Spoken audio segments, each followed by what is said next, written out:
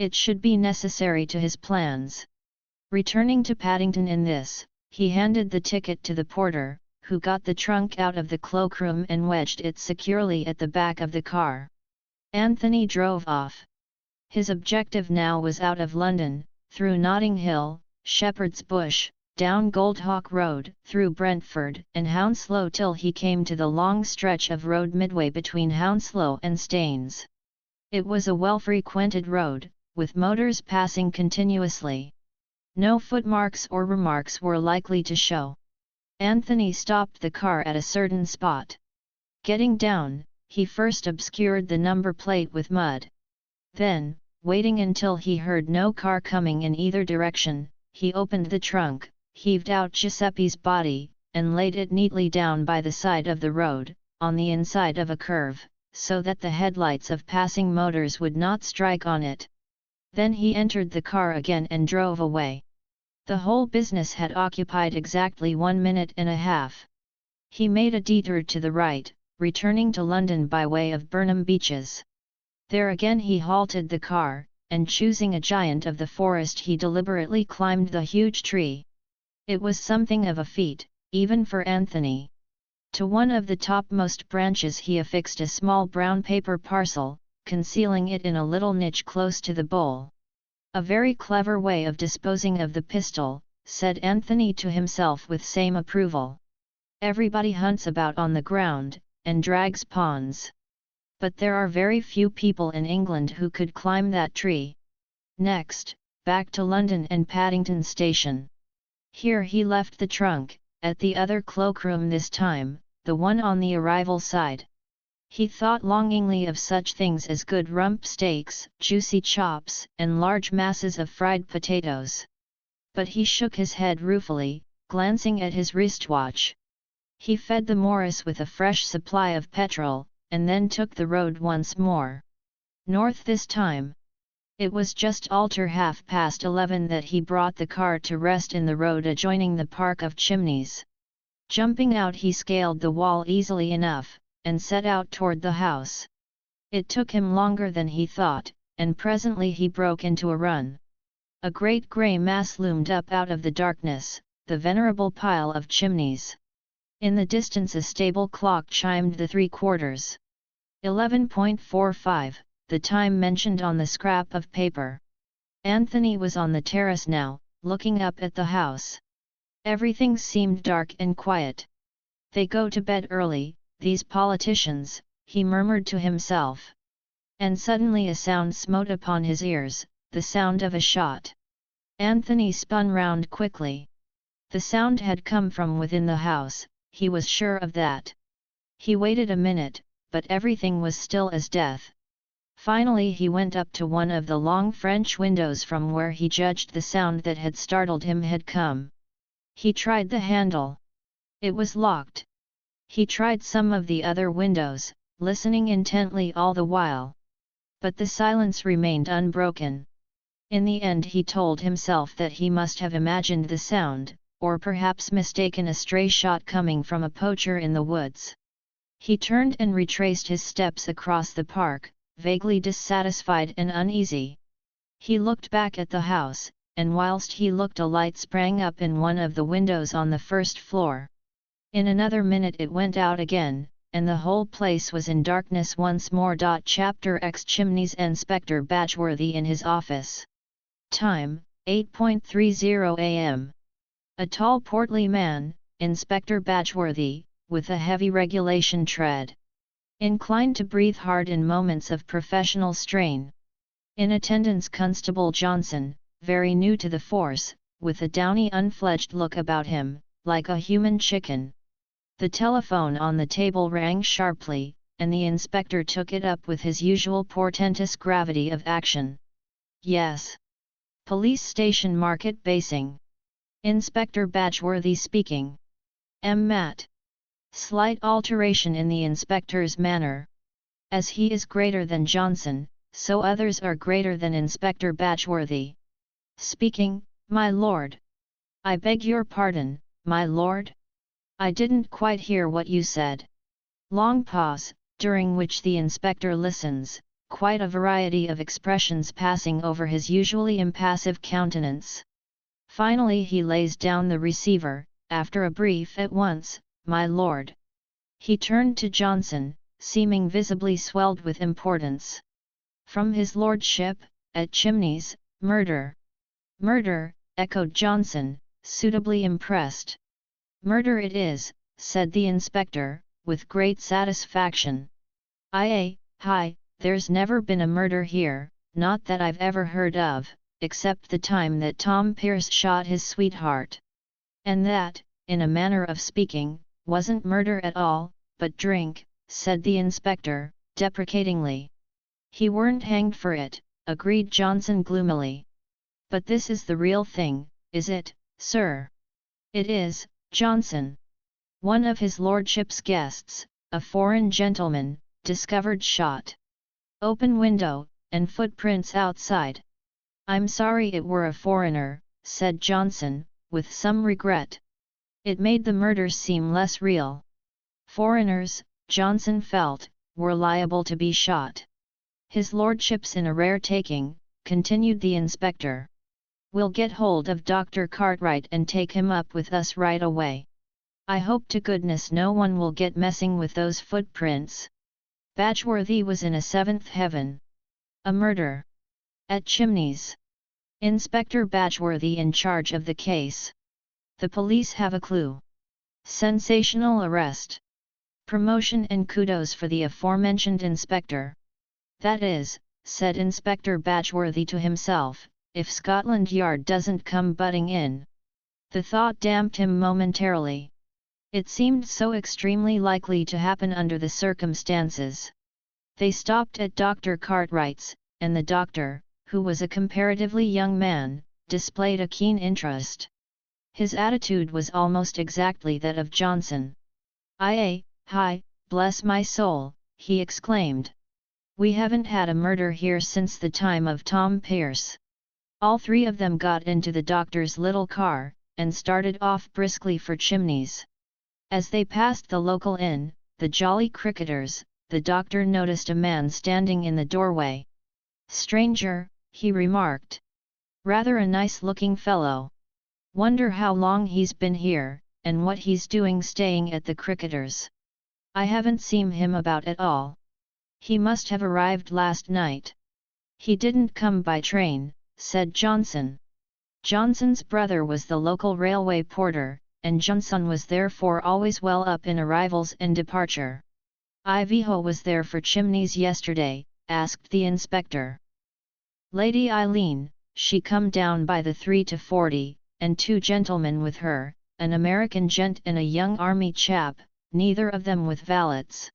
High Lordship come down with a foreign gentleman, the one that's been shot as likely as not, by the 5:40, and the foreign gentleman's valet. Mrs. Eversley come by the same train. Mrs. Revel came by the 7:25, and another foreign-looking gentleman came by at 2, one with a bald head and a hooked nose. Mrs. Revel's maid came by the 8:05. Johnson paused, out of breath. "And there was no one for the Cricketers?" Johnson shook his head. "He must have come by car then," said the inspector. "Johnson, make a note to institute inquire at the Cricketers on your way back. We want to know all about any strangers. He was very sunburnt, that gentleman. Likely as not, he's come from foreign parts too." The inspector nodded his head with great sagacity, as though to imply that that was the sort of wide-awake man he was, not to be caught napping under any consideration. The car passed in through the park gates of Chimneys. Descriptions of that historic place can be found in any guidebook. It is also number 3 in Historic Homes of England, price 21s. On Thursday, coaches come over from Middlingham and view those portions of it which are open to the public. In view of all these facilities, to describe Chimneys would be superfluous. They were received at the door by a white-headed butler whose demeanour was perfect. "We are not accustomed," it seemed to say, "to having murder committed within them walls. But these are evil days. Let us meet disaster with perfect calm, and pretend with our dying breath that nothing out of the usual has occurred. His lordship, said the butler, is expecting you.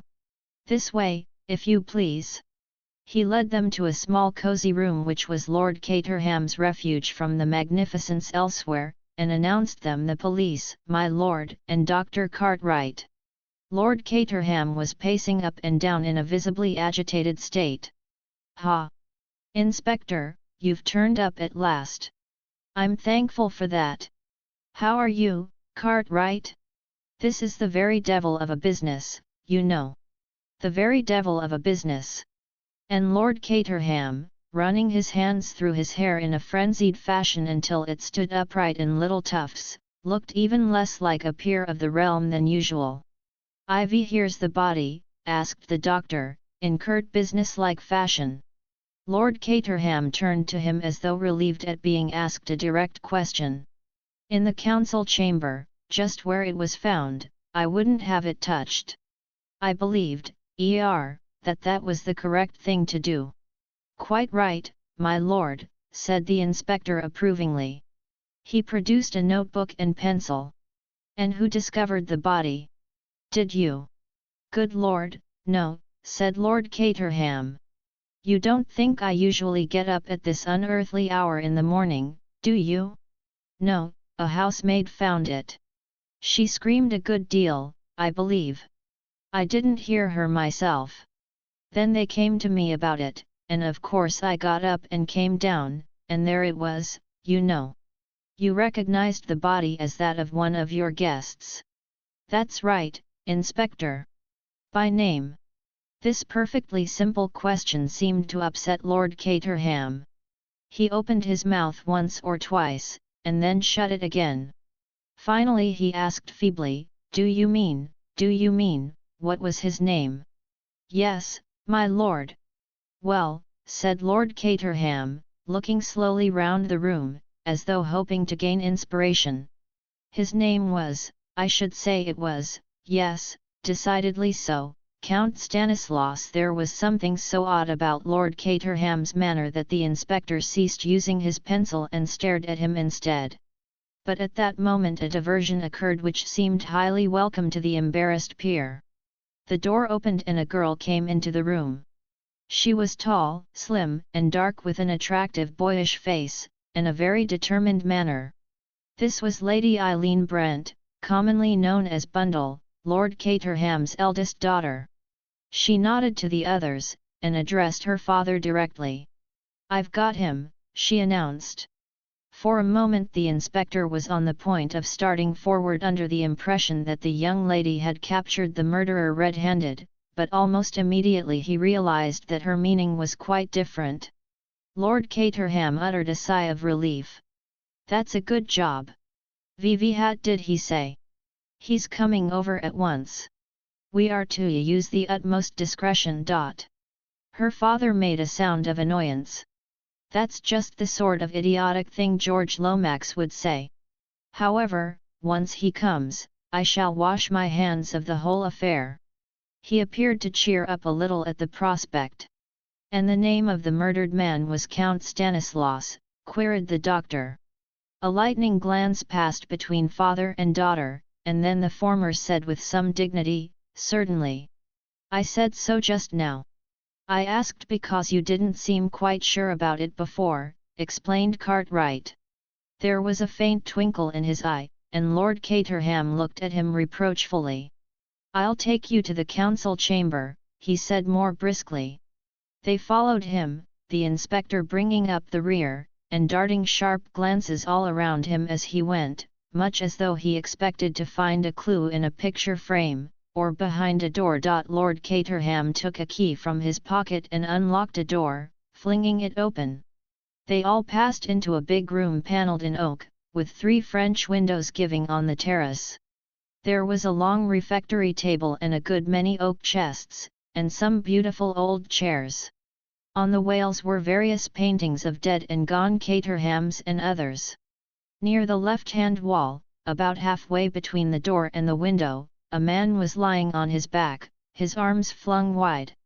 Dr. Cartwright went over and knelt down by the body.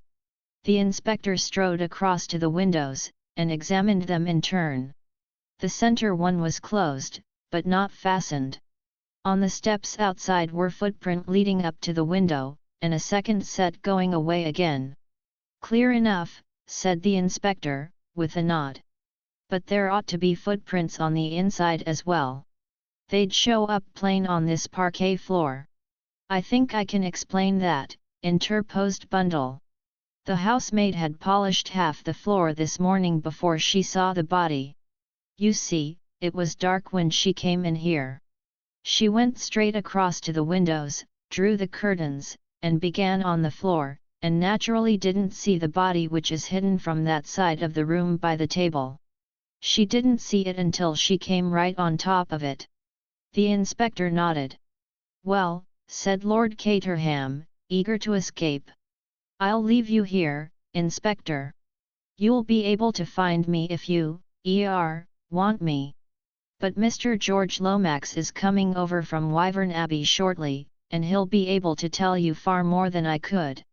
It's his business really. I can't explain, but he will when he comes." Lord Caterham beat a precipitate retreat without waiting for a reply. "Too bad of Lomax," he complained. "Letting me in for this. What's the matter, Treadwell?" The white-haired butler was hovering deferentially at his elbow. "I have taken the liberty, my lord, of advancing the breakfast hour as far as you are concerned.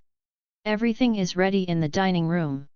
"I don't suppose for a minute I can eat anything," said Lord Caterham gloomily, turning his footsteps in that direction. "Not for a moment." Bundle slipped her hand through his arm, and they entered the dining room together. On the sideboard were half a score of heavy silver dishes, ingeniously kept hot by patent arrangements. "Omelette," said Lord Caterham, lifting each lid in turn. "And bacon, kidneys, devilled bird, haddock, cold ham, cold pheasant. I don't like any of these things, Treadwell. Ask the cook to poach me an egg, will you?" "Very good, my lord." Treadwell withdrew. Lord Caterham, in an absent-minded fashion, helped himself plentifully to kidneys and bacon, poured himself out a cup of coffee, and sat down at the long table. Bundle was already busy with a plate full of eggs and bacon. "I'm damned hungry," said Bundle with her mouth full. "It must be the excitement." "It's all very well for you," complained her father. "You young people like excitement. But I'm in a very delicate state of health. Avoid all worry, that's what Sir Abner Willis said, avoid all worry. So easy for a man sitting in his consulting room in Harley Street to say that. How can I avoid worry when that ass Lomax lands me with a thing like this? I ought to have been firm at the time. I ought to have put my foot down." With a sad shake of the head, Lord Caterham rose and carved himself a plate of ham. "Cotters has certainly done it this time," observed Bundle cheerfully. He was almost incoherent over the telephone. "He'll be here in a minute or two," spluttering 19 to the dozen about discretion and hushing it up. Lord Caterham groaned at the prospect. "Is he up?" he asked. "He told me," replied Bundle, "that he had been up and dictating letters and memoranda ever since 7 o'clock. "Proud of it, too," remarked her father. "Extraordinarily selfish, these public men. They make their wretched secretaries get up at the most unearthly hours in order to dictate rubbish to them. If a law was passed compelling them to stop in bed until 11, what a benefit it would be to the nation. I wouldn't mind so much if they didn't talk such balderdash. Lomax is always talking to me of my position. As if I had any. Who wants to be a peer nowadays?" "Nobody," said Bundle. "They'd much rather keep a prosperous public house." Treadwell reappeared silently with 2 poached eggs in a little silver dish which he placed on the table in front of Lord Caterham. "Ivy hats that, Treadwell," said the latter, looking at them with faint distaste. "Poached eggs, my lord." "I hate poached eggs," said Lord Caterham peevishly. "They're so insipid. I don't like to look at them even." Take them away, will you, Treadwell? Very good, my lord. Treadwell and the poached eggs withdrew as silently as they came. Thank God no one gets up early in this house, remarked Lord Caterham devoutly. We shall have to break this to them when they do, I suppose. He sighed. I wonder who murdered him, said Bundle. And why? That's not our business, thank goodness, said Lord Caterham. That's for the police to find out. Not that Badgeworthy will ever find anything. On the whole I rather hope it was Isaac Stein. Meaning the all-British syndicate VVHY should Mr. Isaac Stein murder him when he'd come down here on purpose to meet him. High finance, said Lord Caterham vaguely, and that reminds me, I shouldn't be at all surprised if Isaac Stein wasn't an early riser. He may blow in upon us at any minute. It's a habit in the city. I believe that, however rich you are, you always catch the 9.17. The sound of a motor being driven at great speed was heard through the open window. Cottars, cried Bundle. Father and daughter leaned out of the window and hailed the occupant of the car as it drew up before the entrance. In here, my dear fellow, in here, cried Lord Caterham, hastily swallowing his mouthful of ham. George had no intention of climbing in through the window. He disappeared through the front door, and reappeared ushered in by Treadwell, who withdrew at once. Have some breakfast, said Lord Caterham, shaking him by the hand. I've had about a kidney. George waved the kidney aside impatiently. This is a terrible calamity, terrible, terrible. It is indeed.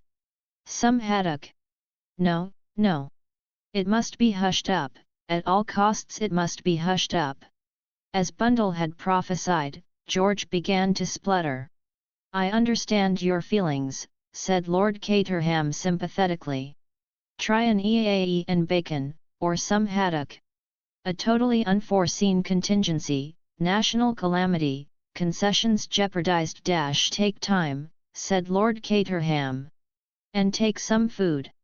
VV you need is some food, to pull you together. Poached eggs now? There were some poached eggs here a minute or two ago.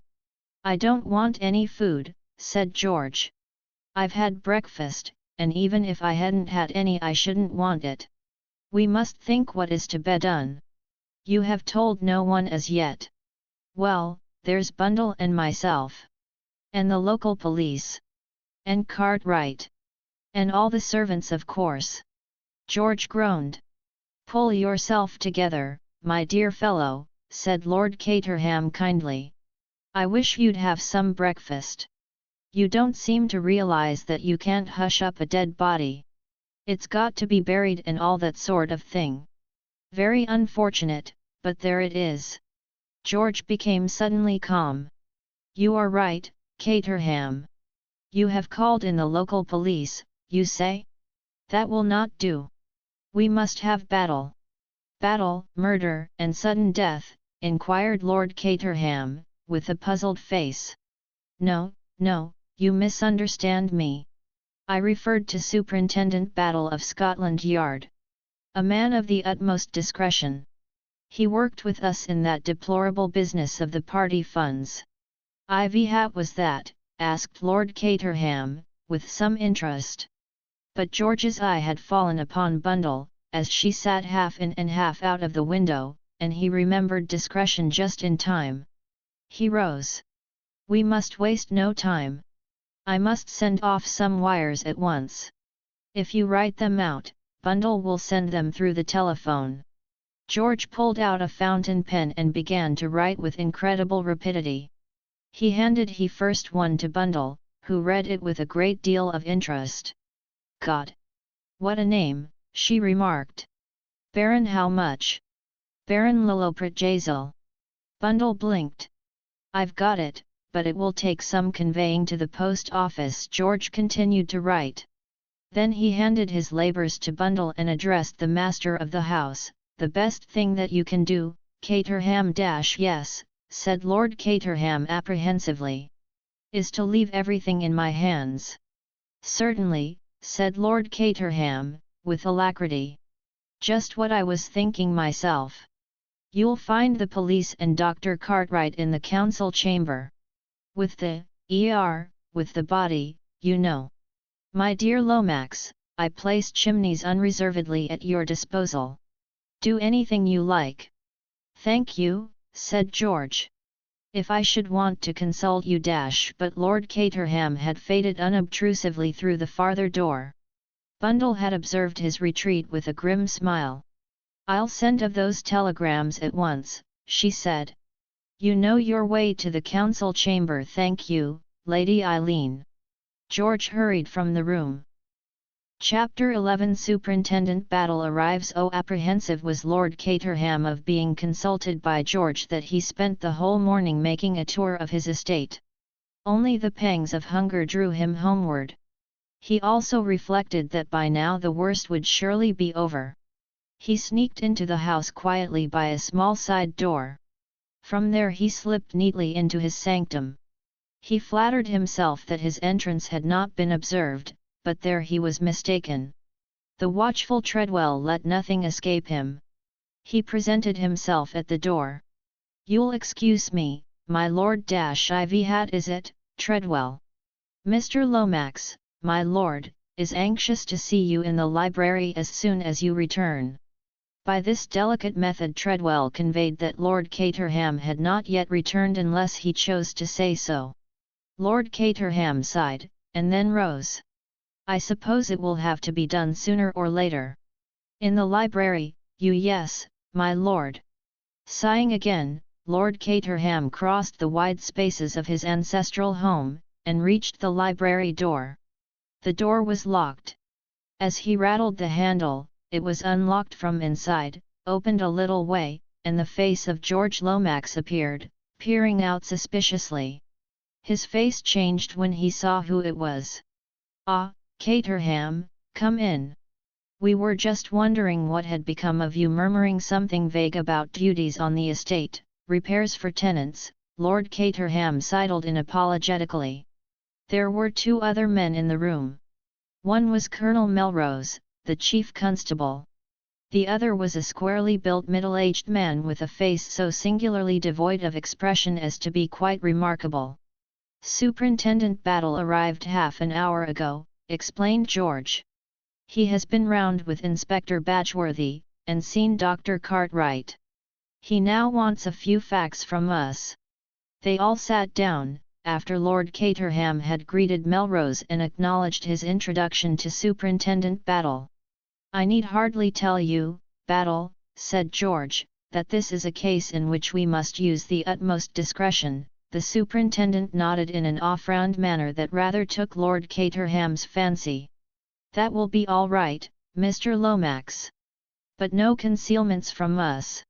I understand that the dead gentleman was called Count Stanislaus, at least, that is the name by which the household knew him. Now, was that his real name?" "It was not. Ivy Hat was his real name. Prince Michael of Herzegovina." Battle's eyes opened just a trifle, otherwise he gave no sin. "And what, if I may ask the question, was the purpose of his visit here?" "Just pleasure. There was a further object, Battle. All this in the strictest confidence, of course." Yes, Mr. Lomax." "Colonel Melrose." "Of course. Well, then, Prince Michael was here for the express purpose of meeting Mr. Hermann Isaacstein. A loan was to be arranged on certain terms. He swore. I do not know the exact details. Indeed, they had not yet been arranged. But in the event of coming to the throne, Prince Michael pledged himself to grant certain oil concessions to those companies in which Mr. Isaacstein is interested. The British government was prepared to support the claim of Prince Michael to the throne in view of his pronounced British sympathies. "Well," said Superintendent Battle, "I don't suppose I need go further into it than that. Prince Michael wanted the money, Mr. Isaacstein wanted oil, and the British government was ready to do the heavy father.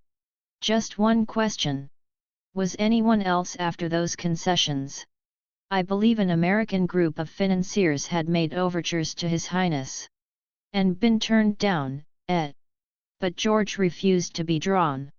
Prince Michael's sympathies were entirely pro-British, he repeated.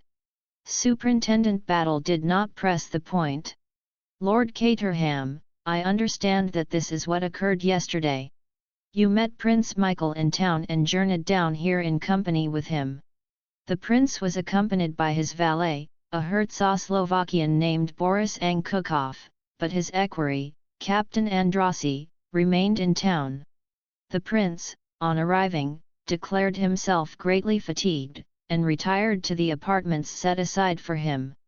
Dinner was served to him there, and he did not meet the other members of the house party. Is that correct? Quite correct. This morning a housemaid discovered the body at approximately 7:45 a.m. Dr. Cartwright examined the dead man and found that death was the result of a bullet fired from a revolver. No revolver was found, and no one in the house seems to have heard the shot. On the other hand, the dead man's wristwatch was smashed by the fall, and marks the crime as having been committed at exactly 11:45. Now, what time did you retire to bed last night? We went early. Somehow or other the party didn't seem to go, if you know what I mean, Superintendent. We went up about 10:30, I should say. Thank you. Now I will ask you, Lord Caterham, to give me a description of all the people staying in the house. But, excuse me, I thought the fellow who did it came from outside. Superintendent Battle smiled. I dare say he did. I dare say he did. But all the same I've got to know who was in the house. Matter of routine, you know. Well, there was Prince Michael and his valet and Mr. Herman Isaacstein. You know all about them. Then there was Mr. Eversley-Ivanhoe works in my department, put in George condescendingly. And who was acquainted with the real reason of Prince Michael's being here? No, I should not say that, replied George weightily. Doubtless he realized that something was in the wind, but I did not think it necessary to take him fully into my confidence. I see. Will you go on, Lord Caterham? Let me see, there was Mr. Hiram Fish. Ivanhoe is Mr. Hiram Fish. Mr. Fish is an American. He brought over a letter of introduction from Mr. Lucius Scott. You've heard of Lucius Scott? Superintendent Battle smiled acknowledgement. Ivanhoe had not heard of Lucius C. Gott, the multimillionaire. He was specially anxious to see my editions. Mr. Gott's collection is, of course, unequaled, but I've got several treasures myself. This Mr. Fish was an enthusiast. Mr. Lomax had suggested that I ask 1 or 2 extra people down here this weekend to make things seem more natural, so I took the opportunity of asking Mr. Fish. That finishes the men. As for the ladies, there is only Mrs. Revel, and I expect she brought a maid or something like that. Then there was my daughter, and of course the children and their nurses and governesses and all the servants. Lord Caterham paused and took a breath. Thank you, said the detective. A mere matter of routine, but necessary as such. There is no doubt, I suppose, asked George ponderously, that the murderer entered by the window. Battle paused for a minute before replying slowly. There were footsteps leading up to the window, and footsteps leading away from it. A car stopped outside the park at 11:40 last night. At 12 o'clock a young man arrived at the Jolly Cricketers in a car, and engaged a room. He put his boots outside to be cleaned. They were very wet and muddy, as though he had been walking through the long grass in the park. George leaned forward eagerly. Could not the boots be compared with the footprints? They were. Well, they exactly correspond. That settles it, cried George. We have the murderer. This young man, what is his name, by the way? At the inn he gave the name of Anthony Cade.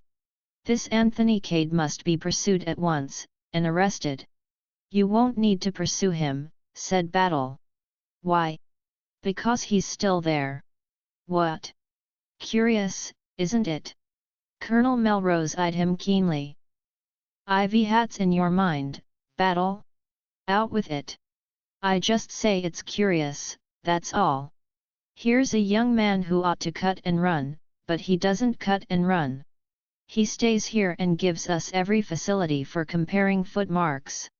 Ivy hat, do you think, then? I don't know what to think. And that's a very disturbing state of mind. Do you imagine began Colonel Melrose, but broke off as a discreet knock came at the door. George rose and went to it. Treadwell, inwardly suffering from having to knock at doors in this low fashion, stood dignified upon the threshold, and addressed his master. "Excuse me, my lord, but a gentleman wishes to see you on urgent and important business, connected, I understand, with this morning's tragedy." "Ivy hat's his name?" asked Battle suddenly. "His name, sir, is Mr. Anthony Cade, but he said it wouldn't convey anything to anybody." It seemed to convey something to the four men present. They all sat up in varying degrees of astonishment. Lord Caterham began to chuckle. "I'm really beginning to enjoy myself. Show him in, Treadwell. Show him in at once." Chapter 12 Anthony tells his story. Anthony Cade, announced Treadwell. "Enter suspicious stranger from village inn," said Anthony.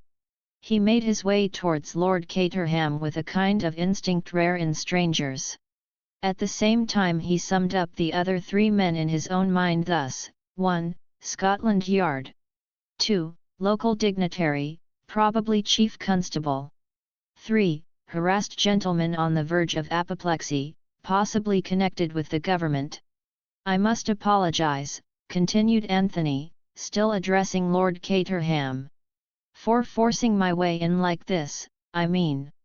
But it was rumoured round the Jolly Dog, or whatever the name of your local pub may be, that you had had a murder up here, and as I thought I might be able to throw some light upon it I came along."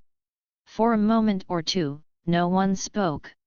Superintendent Battle, because he was a man of ripe experience who knew how infinitely better it was to let everyone else speak if they could be persuaded upon to do so, Colonel Melrose because he was habitually taciturn, George because he was in the habit of having notice given him of the question, Lord Caterham because he had not the least idea of what to say. The silence of the other three, however, and the fact that he had been directly addressed, finally forced speech upon the last named. Quite so, he said nervously. "Won't you, sit down?" "Thank you," said Anthony. George cleared his throat portentously. When you say you can throw light upon this matter, you mean I mean," said Anthony, "that I was trespassing upon Lord Caterham's property, for which I hope he will forgive me, last night at about 11:45, and that I actually heard the shot fired. I can at any rate fix the time of the crime for you."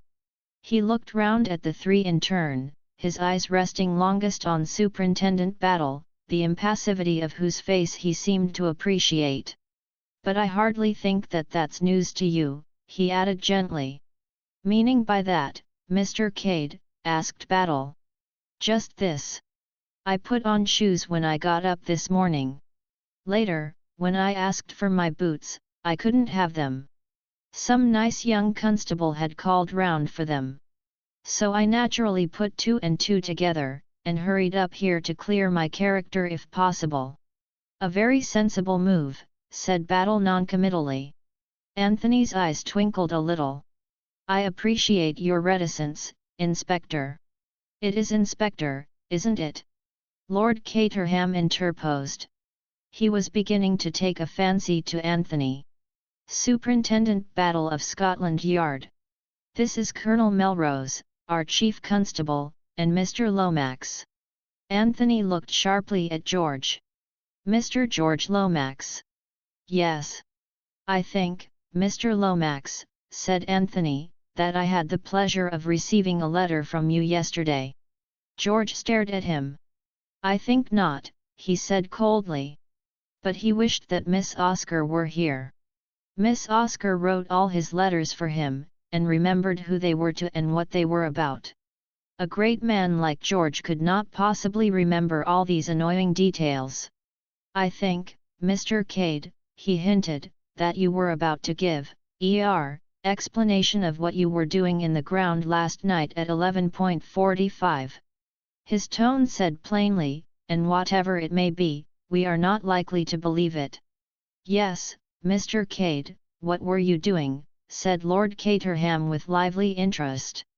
"Well," said Anthony regretfully, "I'm afraid it's rather a long story." He drew out his cigarette case. "May I?" Caterham nodded, and Anthony lit a cigarette, and braced himself for the ordeal. He was aware, none better, of the peril in which he stood. In the short pace of 24 hours, he had become embroiled in 2 separate crimes. His actions in connection with the first would not bear looking into for a second. After deliberately disposing of one body, and so defeating the aims of justice, he had arrived upon the scene of the second crime at the exact moment when it was being committed. For a young man looking for trouble, he could hardly have done better. South America, thought Anthony to himself, simply isn't in it with this. He had already decided upon his course of action. He was going to tell the truth, with one trifling alteration, and one grave suppression. "The story begins," said Anthony, "about 3 weeks ago, in Bulawayo. Mr. Lomax, of course, knows where that is, outpost of the Empire. What do we know of England who only England know, all that sort of thing. I was conversing with a friend of mine, a Mr. James McGrath. He brought out the name slowly, with a thoughtful eye on George. George bounded in his seat and repressed an exclamation with difficulty. The upshot of our conversation was that I came to England to carry out a little commission for Mr. McGrath, who was unable to go himself. Since the passage was booked in his name, I travelled as James McGrath. I don't know what particular kind of offence that was, the superintendent can tell me, I dare say, and run me in for so many months hard if necessary." "Get on with the story, if you please, sir," said Battle, but his eyes twinkled a little. "On arrival in London I went to the Blitz Hotel, still as James McGrath. My business in London was to deliver a certain manuscript to a firm of publishers, but almost immediately I received deputations from the representatives of 2 political parties of a foreign kingdom. The methods of one were strictly constitutional, the methods of the other were not. I dealt with them both accordingly. But my troubles were not over. That night my room was broken into, and an attempt at burglary was made by one of the waiters at the hotel. That was not reported to the police, I think," said Superintendent Battle. "You are right. It was not. Nothing was taken, you see. But I did report the occurrence to the manager of the hotel, and he will confirm my story, and tell you that the waiter in question decamped rather abruptly in the middle of the night. The next day, the publishers rang me up, and suggested that one of their representatives would call upon me and receive the manuscript. I agreed to this, and the arrangement was duly carried out on the following morning. Since I have heard nothing further, I presume the manuscript reached them safely. Yesterday, still as James McGrath, I received a letter from Mr. Lomax. Anthony paused. He was by now beginning to enjoy himself. George shifted uneasily. "I remember," he murmured. "Such a large correspondence. The name, of course, being different, I could not be expected to know. And I may say," George's voice rose a little, firm in assurance of moral stability, "that I consider this masquerading as another man in the highest degree improper. I have no doubt whatever that you have incurred a severe legal penalty. In this letter," continued Anthony, unmoved, "Mr. Lomax made various suggestions concerning the manuscript in my charge. He also extended an invitation to me from Lord Caterham to join the house party here." "Delighted to see you, my dear fellow," said the nobleman. "Better late than never, eh?" George frowned at him. Superintendent Battle bent an unmoved eye upon Anthony. "And is that your explanation of your presence here last night, sir?" he asked. "Certainly not," said Anthony warmly. "When I am asked to stay at a country house, I don't scale the wall late at night, tramp across the park, and try the downstairs windows. I drive up to the front door, ring the bell and wipe my feet on the mat. I will proceed." I replied to Mr. Lomax's letter, explaining that the manuscript had passed out of my keeping, and therefore regretfully declining Lord Caterham's kind invitation. But after I had done so, I remembered something which had up till then escaped my memory. He paused. The moment had come for skating over thin ice. "I must tell you that in my struggle with the waiter Giuseppe, I had wrested from him a small bit of paper with some words scribbled on it. They had conveyed nothing to me at the time, but I still had them, and the mention of chimneys recalled them to me. I got the torn scrap out and looked at it. It was as I had thought. Here is the piece of paper, gentlemen, you can see for yourselves. The words on it are Chimneys 11.45 Thursday." Battle examined the paper attentively. "Of course," continued Anthony, "the word chimneys might have nothing whatever to do with this house. On the other hand, it might. And undoubtedly this Giuseppe was a thieving rascal.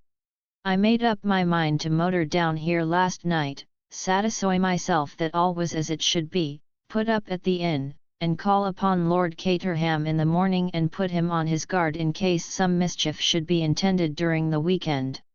"Quite so," said Lord Caterham encouragingly. "Quite so. I was late getting here, had not allowed enough time. Consequently I stopped the car, climbed over the wall and ran across the park mill, and I arrived on the terrace. The whole house was dark and silent. I was just turning away when I heard a shot. I fancied that it came from inside the house, and I ran back, crossed the terrace and tried the windows. But they were fastened, and there was no sound of any kind from inside the house.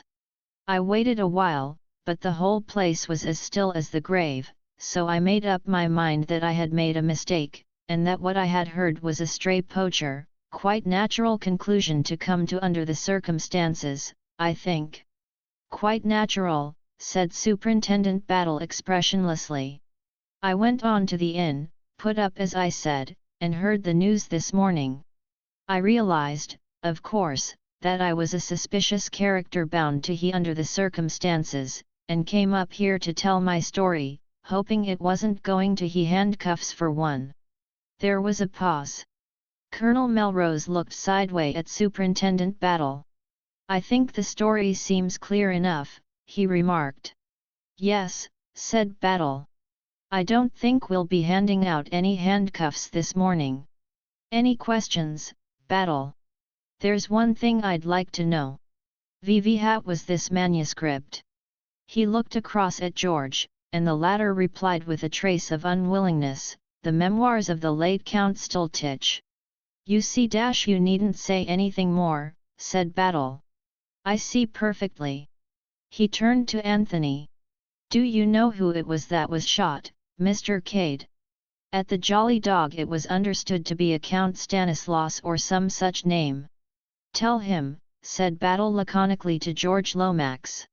George was clearly reluctant, but he was forced to speak. "The gentleman who was staying here incognito as Count Stanislaus was His Highness Prince Michael of Herzegovina." Anthony whistled. "That must be deuced awkward," he remarked. Superintendent Battle, who had been watching Anthony closely, gave a short grunt as though satisfied of something, and rose abruptly to his feet. "There are one or two questions I'd like to ask Mr. Cade," he announced. "I'll take him into the council chamber with me if I may." "Certainly, certainly," said Lord Caterham. "Take him anywhere you like." Anthony and the detective went out together. The body had been removed from the scene of the tragedy.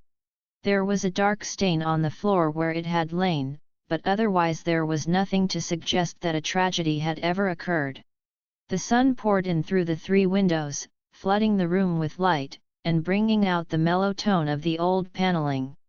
Anthony looked around him with approval. Very nice, he commented. Nothing much to beat old England, is there? Did it seem to you at first that it was in this room the shot was fired? Asked the superintendent, not replying to Anthony's eulogium. Let me see. Anthony opened the window and went out on the terrace, looking up at the house. Yes, that's the room all right, he said.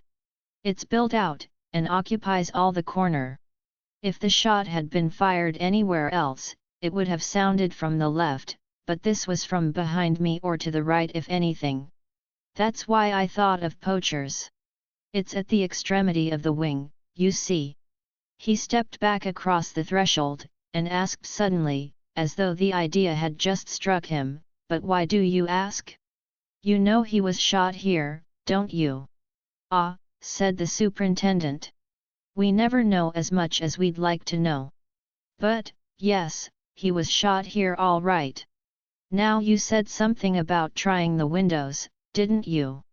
Yes. They were fastened from the inside. How many of them did you try? All 3 of them. Sure of that, sir? I'm in the habit of being sure. Do you ask?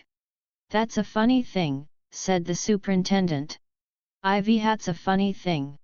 When the crime was discovered this morning, the middle one was open, not latched, that is to say.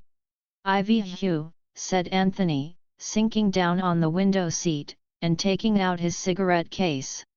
That's rather a blow. That opens up quite a different aspect of the case. It leaves us 2 alternatives.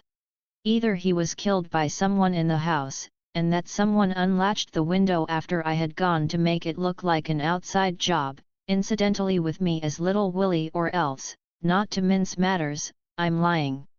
I dare say you incline to the second possibility, but, upon my honor, you're wrong. Nobody's going to leave this house until I'm through with them, I can tell you that, said Superintendent Battle grimly. Anthony looked at him keenly. How long have you had the idea that it might be an inside job? He asked. Battle smiled. I've had a notion that way all along. Your trail was a bit too flaring, if I may put it that way. As soon as your boots fitted the footmarks, I began to have my doubts. I congratulate Scotland Yard, said Anthony lightly. But at that moment, the moment when Battle apparently admitted Anthony's complete absence of complicity in the crime, Anthony felt more than ever the need of being upon his guard. Superintendent. Battle was a very astute officer. It would not do to make any slip with Superintendent Battle about. That's where it happened, I suppose, said Anthony, nodding towards the dark patch upon the floor. What was he shot with, a revolver? Yes, but we shan't know what make until they get the bullet out at the autopsy. It wasn't found, then? No, it wasn't found. No clues of any kind. Well, we've got this. Rather after the manner of a conjurer, Superintendent Battle produced a half-sheet of notepaper. And, as he did so, he again watched Anthony closely without seeming to do so. But Anthony recognized the design upon it without any sign of consternation. Aha! Comrades of the Red Hand again. If they're going to scatter this sort of thing about, they ought to have it lithographed. It must be a frightful nuisance doing every one separately. VV, here was it found. Underneath the body. You've seen it before, sir. Anthony recounted to him in detail his short encounter with that public-spirited association. The idea is, I suppose, that the comrades did him in. Do you think it likely, sir? Well, it would be in keeping with their propaganda. But I've always found that those who talk most about blood have never actually seen it run. I shouldn't have said the comrades had the guts myself. And they're such picturesque people too. I don't see one of them disguising himself as a suitable guest for a country house. Still, one never knows. Quite right, Mr. Cade. One never knows. Anthony looked suddenly amused. I see the big idea now. Open window, trail of footprints, suspicious stranger at village inn. But I can assure you, my dear superintendent, that whatever I am not the local agent of the Red Hand." Superintendent Battle smiled a little. Then he played his last card. "Would you have any objection to seeing the body?" he shot out suddenly. "None whatever," rejoined Anthony. Battle took a key from his pocket, and preceding Anthony down the corridor, paused at a door and unlocked it. It was one of the smaller drawing rooms. The body lay on a table covered with a sheet. Superintendent Battle waited until Anthony was beside him, and then whisked away the sheet suddenly. An eager light sprang into his eyes at the half-uttered exclamation and the start of surprise which the other gave. "So you do recognize him, Mr. Cade," he said, in a voice that he strove to render devoid of triumph. "I've seen him before, yes," said Anthony, recovering himself. "But not as Prince Michael Obolovich. He purported to come from Messrs. Balderson and Hodgkins, and he called himself Mr. Holmes." Chapter 13. The American visitor. Superintendent Battle replaced the sheet with the slightly crestfallen air of a man whose best point has fallen flat. Anthony stood with his hands in pockets, lost in thought. "So that's what old Lollipop meant when he talked about other means," he murmured at last. "I beg your pardon, Mr. Cade." "Nothing, Superintendent. Forgive my abstraction. You see, or rather my friend, Jimmy McGrath, has been very neatly done out of £1,000. £1,000 is a nice sum of money," said Battle. "It isn't the £1,000 so much," said Anthony, "though I agree with you that it's a nice sum of money. It's being done that maddens me. I handed over that manuscript like a little woolly lamb. It hurts, Superintendent, indeed it hurts." The detective said nothing. Well, said Anthony. "Regrets are vain, and all may not yet be lost. I've only got to get hold of dear old Stultich's reminiscence between now and next Wednesday and all will be gas and gaiters. Would you mind coming back to the council chamber, Mr. Cade? There is one little thing I want to point out to you." Back in the council chamber, the detective strode over at once to the middle window. "I've been thinking, Mr. Cade. This particular window is very stiff, very indeed. You might have been mistaken in thinking that it was fastened. It might just have stuck. I'm sure, yes, I'm almost sure, that you were mistaken." Anthony eyed him keenly. "And supposing I say that I'm quite sure I was not? Don't you think you could have been?" said Battle, looking at him very steadily. "Well, to oblige you, Superintendent, yes." Battle smiled in a satisfied fashion. "You're quick in the uptake, sir. And you'll have no objection to saying so, careless-like, at a suitable moment?" "None whatever." He paused, as Battle gripped his arm. The superintendent was bent forward, listening. Enjoining silence on Anthony with a gesture, he tiptoed noiselessly to the door, and flung it suddenly open. On the threshold stood a tall man with black hair neatly parted in the middle, china blue eyes with a particularly innocent expression, and a large placid face. "Your pardon, gentlemen," he said in a slow drawling voice with a pronounced transatlantic accent. "But is it permitted to inspect the scene of the crime? I take it that you are both gentlemen from Scotland Yard." "I have not that honour," said Anthony. "But this gentleman is Superintendent Battle of Scotland Yard." "Is that so?" said the American gentleman, with a great appearance of interest. "Pleased to meet you, sir. My name is Hiram P. Fish, of New York City." "What was it you wanted to see, Mr. Fish?" asked the detective. The American walked gently into the room, and looked with much interest at the dark patch on the floor. "I am interested in crime, Mr. Battle. It is one of my hobbies. I have contributed a monograph to one of our weekly periodicals on the subject degeneracy and the criminal." As he spoke, his eyes went gently round the room, seeming to note everything in it. They rested just a shade longer on the window. "The body," said Superintendent Battle, stating a self-evident fact, "has been removed." "Surely," said Mr. Fish. His eyes went on to the panelled walls. "Some remarkable pictures in this room, gentlemen. A Holbein, 2 Van Dycks, and, if I am not mistaken, a Velázquez. I am interested in pictures, and likewise in first editions." It was to see his first editions that Lord Caterham was so kind as to invite me down here. He sighed gently. "I guess that's all off now. It would show a proper feeling, I suppose, for the guests to return to town immediately." "I'm afraid that can't be done, sir," said Superintendent Battle. "Nobody must leave the house until after the inquest." "Is that so? And when is the inquest?" "May be tomorrow, may not be until Monday. We've got to arrange for the autopsy and see the coroner." "I get you," said Mr. Fish. "Under the circumstances, though, it will be a melancholy party." Battle led the way to the door. "We'd best get out of here," he said. "We're keeping it locked still." He waited for the other two to pass through, and then turned the key and removed it. "I opine," said Mr. Fish, "that you are seeking for fingerprints." "Maybe," said the superintendent laconically. "I should say too, that, on a night such as last night, an intruder would have left footprints on the hardwood floor. None inside, plenty outside." "Mine," explained Anthony cheerfully. The innocent eyes of Mr. Fish swept over him.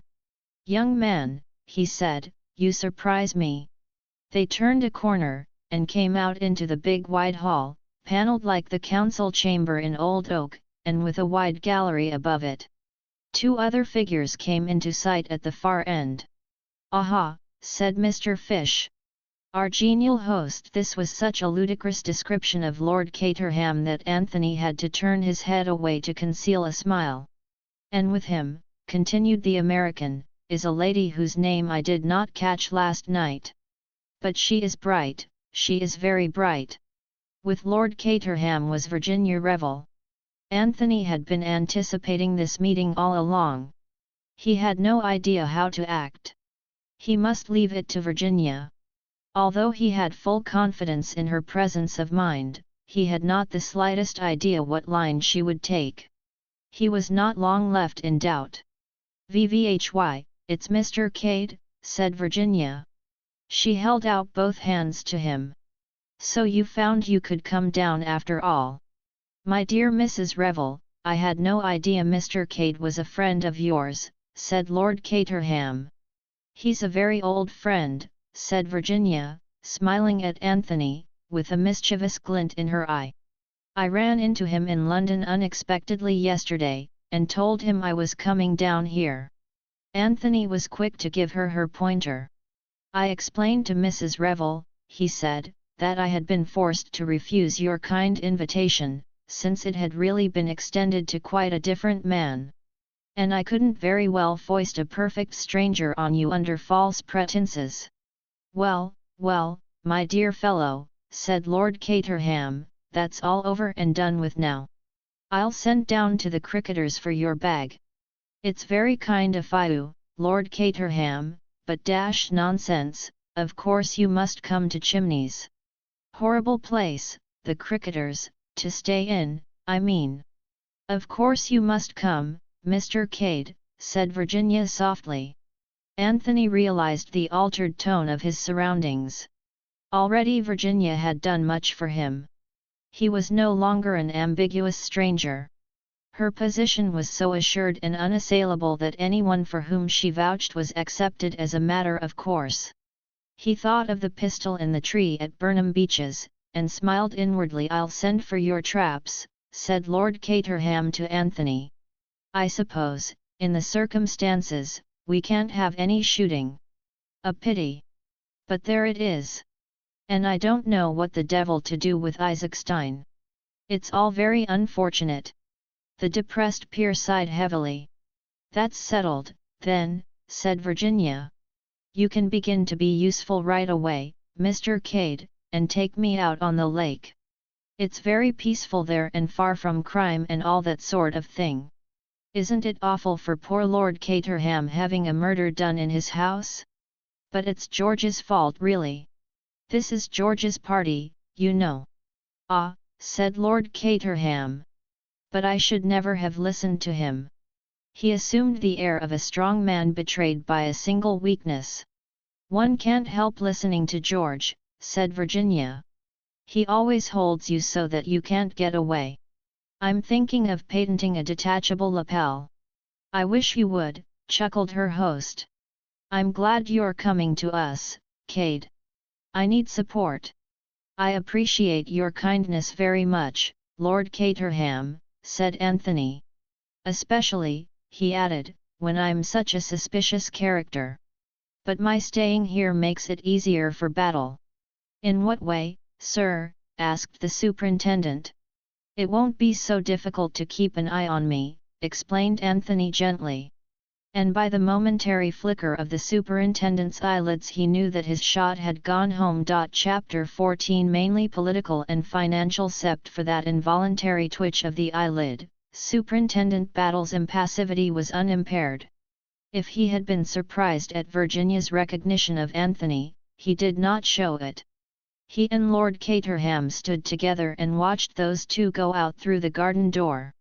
Mr. Fish also watched them. Nice young fellow, that, said Lord Caterham. Very nice for Mrs. Revel to meet an old friend, murmured the American. They have been acquainted some time, presumably. Seems so, said Lord Caterham. But I've never heard her mention him before.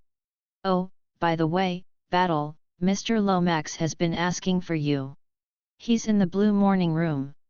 Very good, Lord Caterham. I'll go there at once.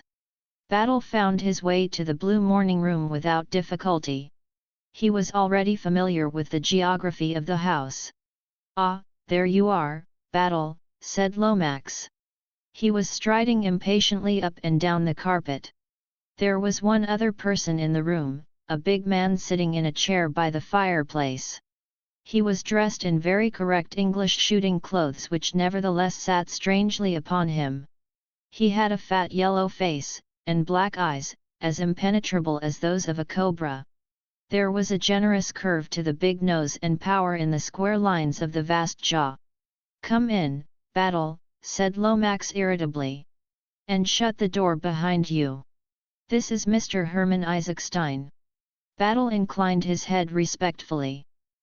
He knew all about Mr. Herman Isaacstein, and though the great financier sat there silent, whilst Lomax strode up and down and talked, he knew who was the real power in the room. We can speak more freely now, said Lomax.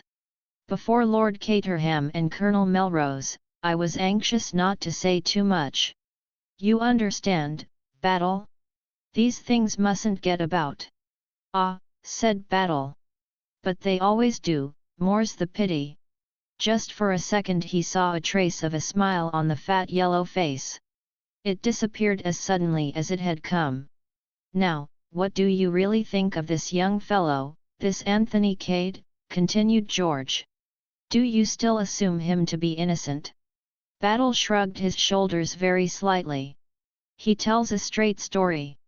Part of it we shall be able to verify. On the face of it, it accounts for his presence here last night. I shall cable to South Africa, of course, for information about his antecedents. Then you regard him as cleared of all complicity. Battle raised a large square hand. Not so fast, sir. I never said that. Ivy Hat is your idea about the crime, Superintendent Battle? Asked Isaacstein, speaking for the first time. His voice was deep and rich, and had a certain compelling quality about it. It had stood him in good stead at board meetings in his younger days. It's rather too soon to have ideas, Mr. Isaacstein. I've not got beyond asking myself the first question. Ivy Hat is that? Oh, it's always the same. Motive? /Viho benefits by the death of Prince Michael? We've got to answer that before we can get anywhere. The Revolutionary Party of Czechoslovakia began George. Superintendent Battle waved him aside with something less than his usual respect. It wasn't the comrades of the Red Hand, sir, if you're thinking of them. But the paper, with the scarlet hand on it. Put there to suggest the obvious solution. George's dignity was a little ruffled. Really, Battle, I don't see how you can be so sure of that. Bless you, Mr. Lomax, we know all about the comrades of the Red Hand. We've had our eye on them ever since Prince Michael landed in England. That sort of thing is the elementary work of the department. They'd never be allowed to get within a mile of him. I agree with Superintendent Battle, said Isaac Stein. We must look elsewhere. You see, sir, said Battle, encouraged by this support, we do know a little about the case. If we don't know who gains by his death, we do know who loses by it. Meaning, said Isaac Stein. His black eyes were bent upon the detective. More than ever, he reminded Battle of a hooded cobra.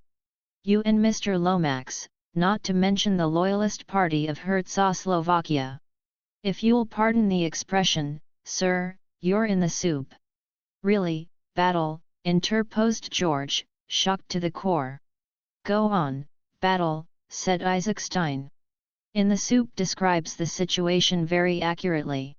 You're an intelligent man. You've got to have a king. You've lost your king, like that. He snapped his large fingers. You've got to find another in a hurry, and that's not an easy job. No, I don't want to know the details of your scheme, the bare outline is enough for me, but, I take it, it's a big deal.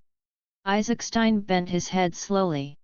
It's a very big deal. That brings me to my second question. Is the next heir to the throne of Czechoslovakia? Isaac Stein looked across at Lomax. The latter answered the question, with a certain reluctance, and a good deal of hesitation, that would be, I should say, yes, in all probability Prince Nicholas would be the next heir. Ah, said Battle. And who is Prince Nicholas? A first cousin of Prince Michael's. Ah, said Battle. I should like to hear all about Prince Nicholas, especially where he is at present. Nothing much is known of him, said Lomax. As a young man, he was most peculiar in his ideas, consorted with socialists and republicans, and acted in a way highly unbecoming to his position. He was sent down from Oxford, I believe, for some wild escapade. There was a rumor of his death 2 years later in the Congo, but it was only a rumor. He turned up a few months ago when news of the royalist reaction got about. Indeed, said Battle. Mere did he turn up. In America. America. Battle turned to Isaac Stein with one laconic word, oil. The financier nodded.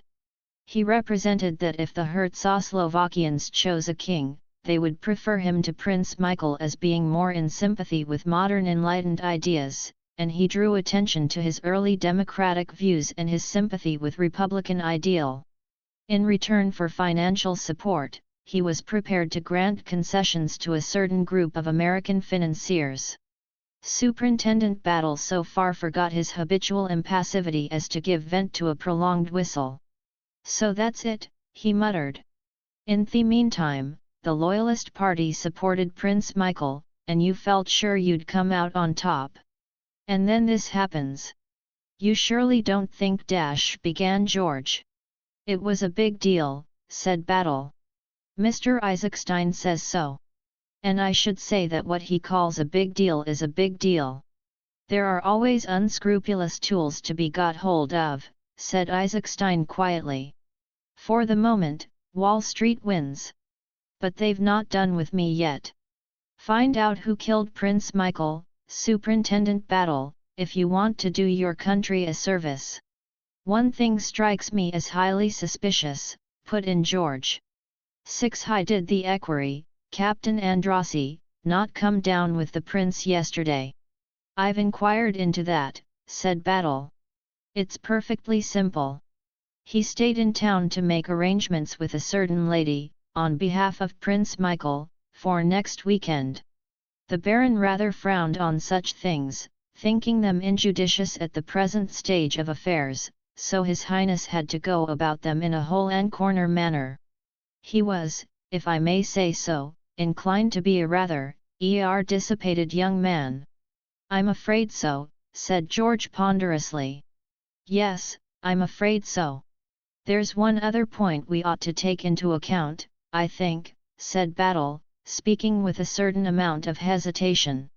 "King Victor's supposed to be in England." "King Victor?" Lomax frowned in an effort at recollection. "Notorious French crook, sir. We've had a warning from the Spluriedel in Paris." "Of course," said George. "I remember now. Jewel thief, isn't he? VVHY, that's the man." He broke off abruptly. Isaac Stein, who had been frowning abstractedly at the fireplace, looked up just too late to catch the warning glance telegraphed from Superintendent Battle to the other. But being a man sensitive to vibrations in the atmosphere, he was conscious of a sense of strain. "You don't want me any longer, do you, Lomax?" he inquired. "No, thank you, my dear fellow." "Would it upset your plans if I returned to London, Superintendent Battle?" "I'm afraid so, sir," said the superintendent civilly. "You see, if you go, there will be others who'll want to go also. And that would never do." The great financier left the room, closing the door behind him. "Splendid fellow, Isaac Stein," murmured George Lomax perfunctorily. "Very powerful personality," agreed Superintendent Battle. George began to pace up and down again. "What you say disturbs me greatly," he began. "King Victor? I thought he was in prison. Came out a few months ago. French police meant to keep on his heels, but he managed to give them the slip straight away. He would too. One of the coolest customers that ever lived. For some reason or other, they believe he's in England, and have notified us to that effect. But what should he be doing in England?" "That's for you to say, sir," said Battle significantly. "You mean? You think? You know the story, of course." "Ah, yes, I can see you do. I was not in office, of course, at the time, but I heard the whole story from the late Lord Caterham. An unparalleled catastrophe." "The Kohinoor," said Battle reflectively. "Hush, Battle."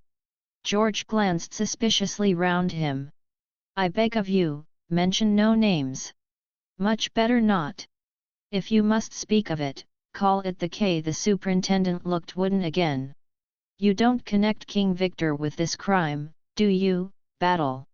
It's just a possibility, that's all.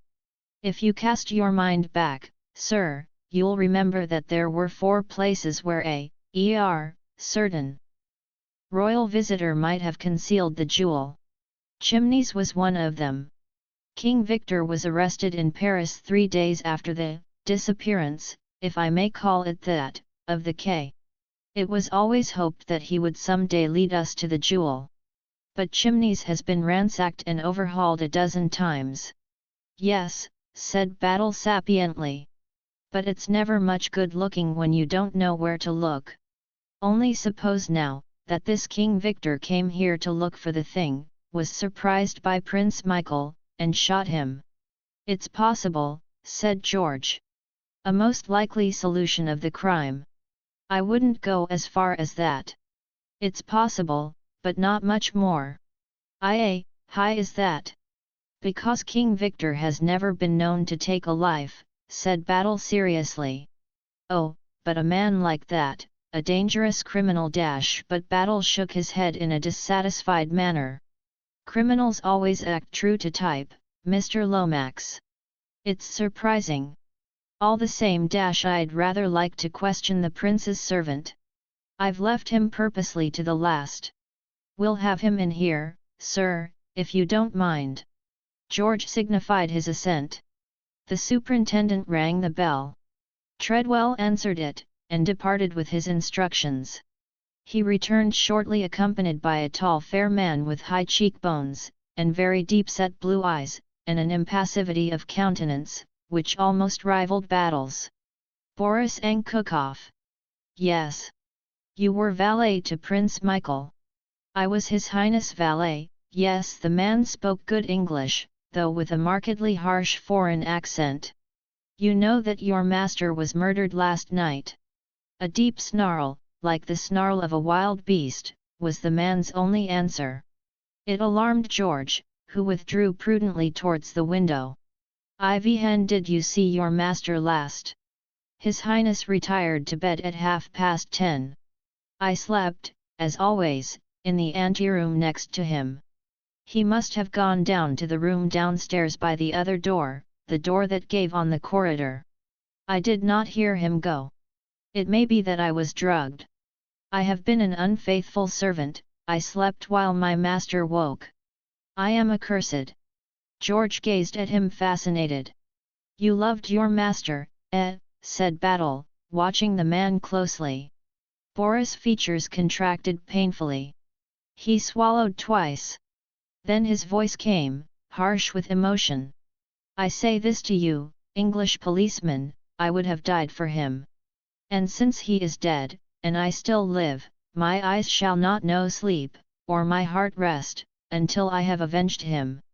Like a dog will I nose out his murderer, and when I have discovered him, His eyes lit up.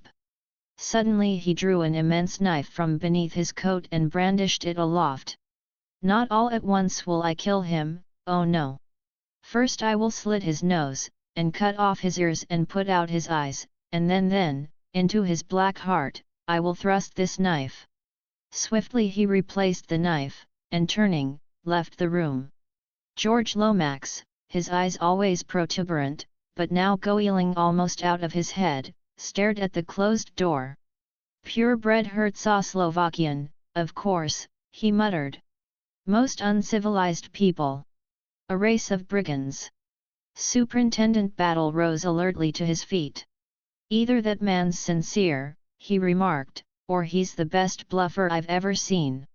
And if it's the former, God help Prince Michael's murderer when that human bloodhound gets hold of him. Chapter 15. The French stranger Virginie and Anthony walked side by side down the path which led to the lake. For some minutes after leaving the house they were silent. It was Virginia who broke the silence at last with a little laugh. Oh, dear, she said, isn't it dreadful? Here I am so bursting with the things I want to tell you, and the things I want to know, that I simply don't know where to begin. First of all, she lowered her voice, what have you done with the body? How awful it sounds, doesn't it? I never dreamt that I should be so steeped in crime. I suppose it's quite a novel sensation for you, agreed Anthony.